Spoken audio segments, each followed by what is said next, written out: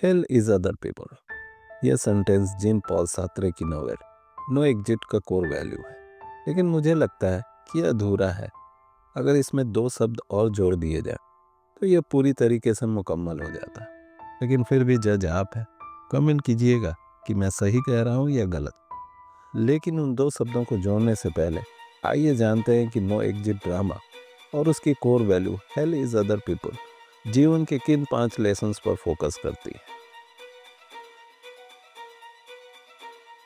No exit novel 3 इंसान के मौत के बाद के नर्क में उनकी सजा की कहानी है। पहला इंसान गार्सियन है, जो एक डरपोक और निर्दयी आदमी था जो अपनी वाइफ को हमेशा चिट किया करता था। दूसरा इंसान इनेज है, जो एक समलैंगिक महिला थी और जिसने अपने चचेरे भाई की बीवी को ही सेड्यूस किया था और अपने भाई की मौत का कारण भी बनी। और तीसरा इंसान एस्टेले है, जो एक हाई क्लास सोसाइटी में रहने वाली महिला थी जिसने एक बूढ़े व्यक्ति से पैसे के लिए शादी की और एक जवान व्यक्ति से अपने वासना के लिए नाजायज संबंध रखे और अपने नाजायज बच्चे को मार दिया। और उन तीनों शापित आत्माओं को मरने के बाद एक कमरे में लाया जाता है, जहां तीनों उम्मीद कर रहे थे कि उस कमरे में उन्हें यातना देने के लिए कई तरह के यंत्र होंगे। लेकिन उनके उम्मीद के खिलाफ वह कमरा पूरा खाली होता है, जहां सिर्फ वह तीनों लोग होते हैं। और जैसा कि इंसानी फितरत होती है, वहाँ भी वह अपने आप को निर्दोष मानते हैं और जल्द ही अपने प्रवृत्ति के हिसाब से एक दूसरे के दिमाग से खेलना शुरू करते हैं और एक दूसरे को जज करना शुरू कर देते हैं। जहाँ स्टेले और गार्सियन अपनी गलती को नहीं मानते, वहीं पर इनेज कहती है वे सभी झूठ बोल रहे हैं और उन्हें अपने अपराधों को स्वीकार करना चाहिए।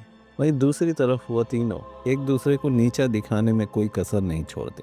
इनेज कहती है कि गार्सियन कायर है और गार्सियन कोशिश करता है कि यह साबित कर सके कि वह कायर नहीं है। स्टेले गार्सियन को सेड्यूस करने की कोशिश करती है, लेकिन इनेज स्टेले की तरफ आकर्षित होती है और गार्सियन दोनों महिलाओं में इंटरेस्ट नहीं दिखाता। गार्सियन इनेज से अपना बदला लेने के लिए स्टेले के सामने शर्त रख देता है कि जब तक इनेज देख रही है वो प्यार नहीं कर सकता। और स्टेले इससे क्रोधित होकर एक कागज का चाकू उठाती है और बार बार इनेज को चाकू मारती है। यह सब देखकर गार्सियन अचानक भागने का प्रयास करता है। तभी इनेज स्टेले को डांटती है और कहती है कि वे सभी पहले ही से मर चुके हैं और खुद को भी चाकू मार लेती है।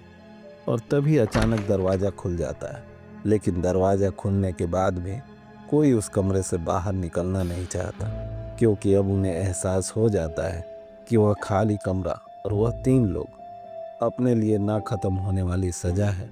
और यह वह स्थिति है जिससे वह कभी भाग नहीं सकते, because they are help for each others.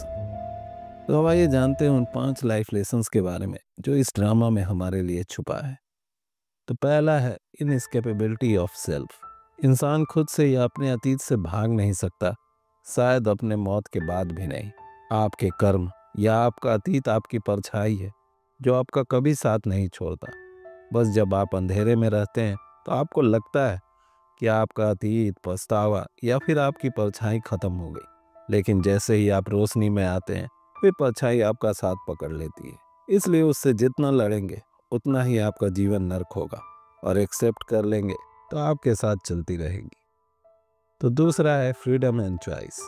यह नाटक इस बात पर जोर देता है कि मनुष्य चुनाव के लिए स्वतंत्र है, लेकिन उसके परिणाम को भी स्वीकार करना चाहिए, चाहे उसका परिणाम अच्छा हो या बुरा।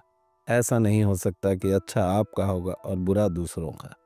तो तीसरा है हेल इज अदर पीपल। सार्त्रे की इस प्रसिद्ध पंक्ति का मतलब है कि मानवीय पीड़ा का एक बड़ा हिस्सा इस बात से आता है कि हम दूसरे की नज़र में खुद को कैसे देखते हैं, या फिर हम दूसरों की नज़र से ही अपने को देखते हैं। और जब आप दूसरों को अपने आप को परिभाषित करने या फिर अपने लिए निर्णय लेने का मौका देंगे, तो आपको दुख और पीड़ा तो उठानी ही पड़ेगी। चौथा है सेल्फ अवेयरनेस एंड अकाउंटेबिलिटी।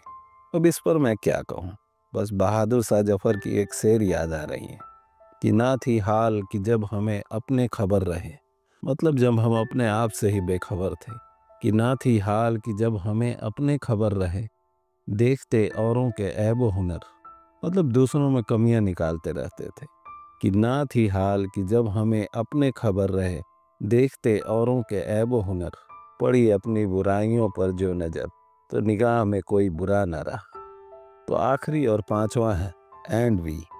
यह वह 2 शब्द है जो जीन पॉल सार्त्रे के famous quote the hell is other people के साथ लग जाए तो मुझे लगता है कि यह सेंटेंस मुकम्मल हो जाएगा, क्योंकि सिर्फ दूसरे ही हमारे सफरिंग या पीड़ा का कारण नहीं होते जब तक कि हम उनके लगाए हुए ब्लेम को एक्सेप्ट न कर ले, क्योंकि उनको चुनने या ना चुनने के लिए हम स्वतंत्र हैं। अब आप जज हैं और ये वीडियो आपके पास। आपके निर्णय, सलाह और कमेंट का इंतजार रहेगा। Thank you and best of luck.